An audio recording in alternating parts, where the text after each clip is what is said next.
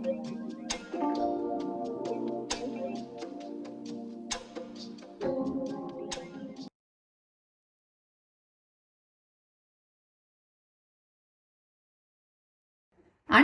வணக்கம். எல்லாரும் எப்படி இருக்கீங்க? இன்னைக்கு நம்ம ஆயத்தி கிச்சன்ல என்ன பார்க்க போறோம் அப்படின்னா பாம்பே அல்வா. இது எப்படி செய்யறதுன்னு பார்க்கலாம் வாங்க. என்னங்க பாம்பே அல்வா கூடவா எங்களுக்கு தெரியாது? சொல்லி கொடுக்கறதுக்கு பிரான்ஸ்ல இருந்து வந்திருக்கீங்கன்னா கேட்க கூடாது. எல்லாருக்குமே சின்ன சின்ன விஷயம் வித்தியாசமா இருக்கும்.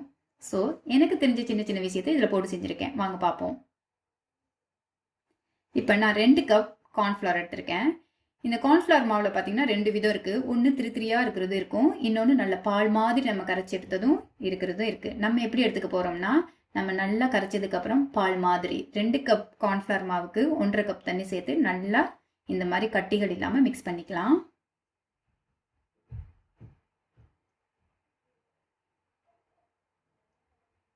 ஓகே, இப்போ நல்லா மிக்ஸ் பண்ணலாம். பண்ணியாச்சு. இப்போ பாருங்கள், இப்படி நான் எப்படி சொல்கிறேன்னா, இப்படி நீங்கள் ஒரு ஸ்பூன் எடுத்து வைக்கும் போது இதில் வந்து பால் மாதிரி ஊற்றணும். திருன்னு நின்றுச்சுன்னா அல்வா நமக்கு நல்லா இருக்காது. ஸோ இப்போ சூடாக்கின பாத்திரத்தில் தண்ணி சேர்க்குறேன். 1.5 கப் தண்ணி சேர்க்குறேன். இதில் நம்ம வந்து 2.5 கப் சுகர் சேர்க்குறோம். சுகர் வந்து சிரப் ஆகணும், அது மாதிரி நல்லா வந்து கம்பி பதம் அது இது எதுவுமே தேவையில்ல. சுகர் வந்து நல்லா இந்த தண்ணியில் கரைஞ்சிட்டா போதும். நம்ம கொஞ்சம் கொஞ்சமாக கார்ன்ஃப்ளவர் மாவை சேர்க்குறதுக்கு ஈஸியாக இருக்கும். அது கஷ்டமே இல்லாத ப்ராசஸ் தான் இந்த பாம்பே அல்வா.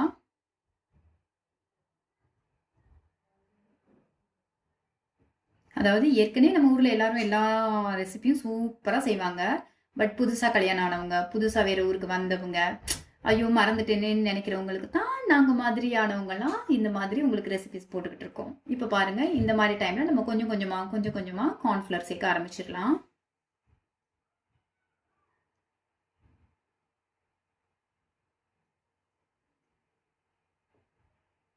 பாருங்க, இந்த மாதிரி மிக்ஸ் பண்ணிக்கிட்டே இருக்கணும், இல்லாட்டி டக்குன்னு கட்டி ஆகிரும்.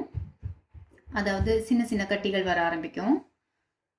நீங்கள் நல்லா மிக்ஸ் பண்ணும்போது கொஞ்சம் கொஞ்சமாக திரியாக வரும். அதுக்கப்புறம் நல்ல வடிவாக செட் ஆகி வரும்.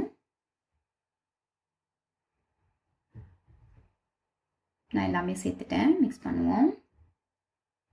இப்போ எதுவுமே ஸ்வீட் இல்லை, ஏதாச்சும் சாப்பிடணும் போல் அப்படி இருக்குன்னா ரொம்ப சிம்பிளாக அழகாக சீக்கிரமாக பார்க்குறதுக்கு அழகாக ரிச்சாகவும் இது இருக்கும். சீக்கிரம் செஞ்சிடலாம். இப்போ பார்த்தீங்கன்னா கொஞ்சம் திக்காக ஆரம்பிச்சிருக்குது.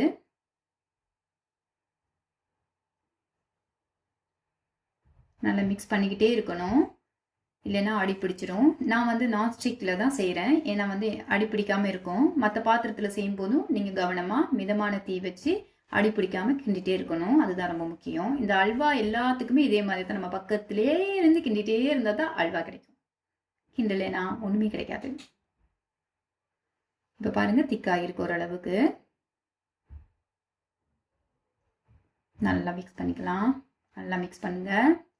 அப்புறம் நம்ம நிறைய ரெசிபியெல்லாம் சேர்த்து நம்ம செய்து போட்டுட்ருக்கோம். நீங்கள்லாம் பார்க்கணும் கண்டிப்பாக.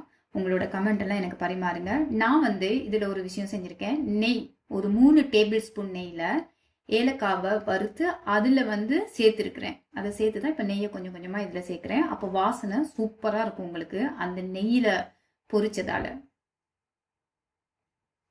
பவுட்ரு பண்ணி நம்ம நெய்யில் சேர்த்துட்டு அதுக்கப்புறமா சேர்க்குறோம். பாருங்கள், மொத்தமாக நம்ம நெய் சேர்த்துக்கலாம்.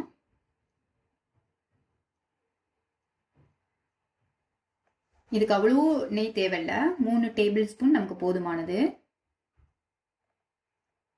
அதுக்கப்புறம் நீங்கள் எந்த பாத்திரத்துக்கு இந்த அல்வாவை மாற்ற போகிறீங்களோ அந்த பாத்திரத்தில் கொஞ்சம் எல்லா பக்கமும் படுற மாதிரி நெய் தடவி வச்சுக்கணும். அப்போ தான் நம்ம வந்து கட் பண்ணுறதுக்கு திருப்பி போடும்போது ஒட்டாமல் வரும்.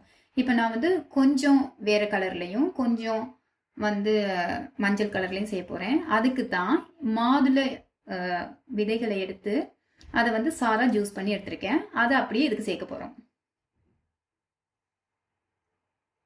பாருங்கள், இப்போ நல்லா மிக்ஸ் பண்ணிடலாம். இது ஒரு லேயர். நான் இதுலேயும் செய்யலாம் அப்படின்னு உங்களுக்கு சொல்கிறதுக்காக நான் இது ஒரு பக்கம் பிரித்து கொஞ்சமாக செஞ்சுருக்கேன். அதில் முந்திரி சேர்த்துக்கலாம், நெய்யில் வறுத்த முந்திரி. இப்போ பாருங்கள், நல்லா சுருளுது.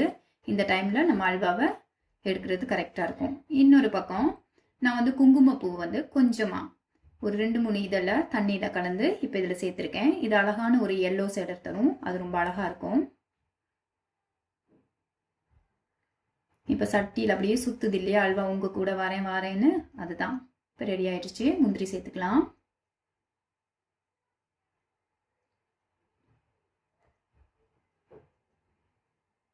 ஓகேங்க, பார்த்தீங்களா எவ்வளோ சீக்கிரமாக அட்டகாசமாக ரெடி ஆயிடுச்சு. நான் வந்து எல்லோ கலரில் ஒன்றும் அப்படியே கொஞ்சம் ரெட்டிஸ் ஆரஞ்சு சேர்ந்த மாதிரி ஒரு கலர் வந்திருக்குது. நம்ம இது வந்து பார்த்தீங்கன்னா கேரட் கலரில் இருக்குது இல்லையா, ஆரஞ்சு கலரில். நீங்கள் ஒரு 2 துளி சேர்க்கும் போது அப்படி வரும். ரியல் பழங்களில் வச்சு கூட நம்ம கலர்ஸ் தயார் பண்ணிக்கலாம். பாருங்கள் எவ்வளோ அட்டகாசமாக சீக்கிரமாக ரெடி ஆயிடுச்சு. இதை அப்படியே திருப்பிக்கலாம் ஆறினதுக்கு அப்புறமா. இப்போ இது உங்களுக்கு தேவையான அளவுக்கு பீஸ் போட்டு கட் பண்ணி வச்சுக்கலாம்.